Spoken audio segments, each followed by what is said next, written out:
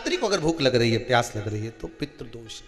दूसरा पितृदोष का लक्षण बताया, घर में कोई शुभ कार्य ना हो, वंश की वृद्धि ना हो, 1 रुपये कमाओ, 1.25 रुपये खर्च हो रहे हैं, पैसा 10 जगह से कमाई आ रही है पर घर में टिक नहीं पा रही है, आया गया, पितृदोष है। जरा सी कटोरी पड़ी है, उसके पीछे विवाद चालू हो जाए, पानी ढुल गया उसके पीछे विवाद हो जाए, या छोटी छोटी बात में घर में क्लेश मचा हुआ है, पितृदोष है। समझ लो हमारे पूर्वज हमसे खुश नहीं है, प्रसन्न नहीं।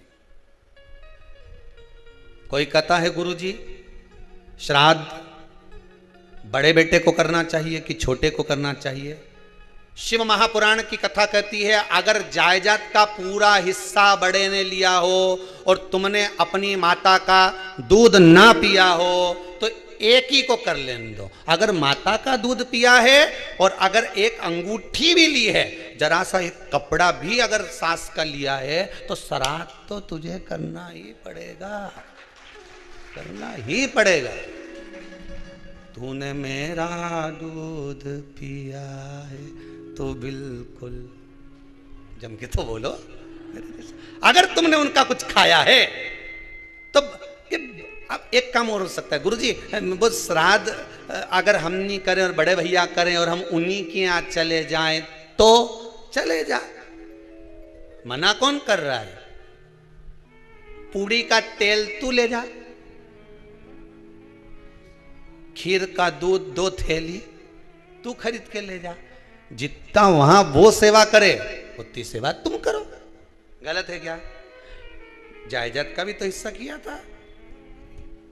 सुई की नोक के बराबर नहीं दूंगा ने, ईंट इधर खसकी है तो हमारी इधर खसका दीजिए। हमारी बसियत में इतना लिखा है तो फिर बसियत में ये भी लिख के जाना चाहिए था। मैं तो क्यों सबके, तुम डरो मत ही रहे एक भी। जब छोरा छोरी के जब सब सामान प्रॉपर्टी दो ना, जमीन दो ना, जायदाद दो ना, सारा सामान छोरा छोरी के दो, तो उनके लिख के भी जाओ कि हमारी श्राद्ध कर दे अच्छे से, नहीं तो भूतड़ी बन के सताऊंगी।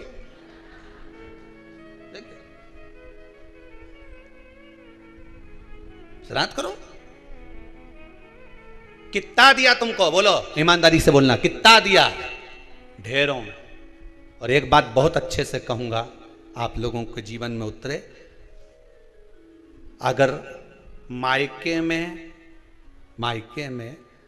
भाई, मायके में भाभी, मायके के लोग अगर आपके माँ बाप का श्राद्ध नहीं करते हैं तो बेटी भी अपने माता पिता का श्राद्ध कर सकती है। उसने भी दूध पिया है अपने माता पिता का, पर वो श्राद्ध का भोजन कौन कराएगा? बेटी का पुत्र हो, बेटी की पुत्री हो, वो कराए। और नाम वो नाना नानी का ले ले, करे। अगर वो नहीं कर रहे हैं, वो नहीं संभालते, वो नहीं जानते, तो आप करो, तो करे। 2 भाग होते हैं। जब एक रोटी गाय के मुख में दी जाती है, गाय के मुख में जब हम रोटी देते हैं, एक रोटी जब देते हैं, या तो गाय के मुख में 16 श्राद्ध में जब रोटी देते हैं तो रोटी को बीच में से तोड़कर, रोटी का जो भाग होता है उसको, मतलब ऊपर से फुल्का का परत नहीं निकालना है। रोटी जो सीधी सीधी है ना, जैसे ये रोटी है तो इसको बीच में से तोड़ लिया, 2 भाग विभाजित कर लिया, नीचे वाले भाग में भी थोड़ा सा गुड़ शक्कर रख लिया, ऊपर वाले भाग में भी गुड़ शक्कर रख लिया, एक के ऊपर एक रोटी को रख लिया, वो गाय को दी। तो अपन श्राद्ध पक्ष में 2 पूड़ी का प्रमाण है कि गाय को 2 रोटी दी जाती है, कुत्ता को 2 रोटी दी जाती है। 2 पूड़ी रख के देते भी नहीं देते? आप लोग तो देते होगे, 2 पूड़ी के ऊपर पूड़ी रखकर, थोड़ा सा मीठा रखकर, नमकीन रखकर, कुत्ते को भी देते, 2 पूड़ी तोड़कर कागा को भी देते। 2 पूड़ी का प्रमाण कहां से आया? 2 भाग रोटी के टुकड़े का प्रमाण कहां से आया? श्राद्ध पक्ष में ही ऐसा क्यों किया जाता है? बाकी के समय पर तो कोई ऐसा 2 पूड़ी का प्रमाण ही नहीं, पर श्राद्ध पक्ष में ये क्यों कहा जाता है कि पूड़ी के ऊपर पूड़ी रख दे, उसमें मीठा रख दे, खीर शक्कर रख दे, गाय को दिया, कुत्ते को दिया, कागा को दिया, ऐसे क्यों कहा जाता है? उसका कारण क्या होता है? उसका केवल एक कारण है, जो नारी ने भोजन का निर्माण करा है, जो घर की बहू भोजन बनाई है, जो घर की बेटी ने भोजन बनाया है, घर की माता ने भोजन बनाया है।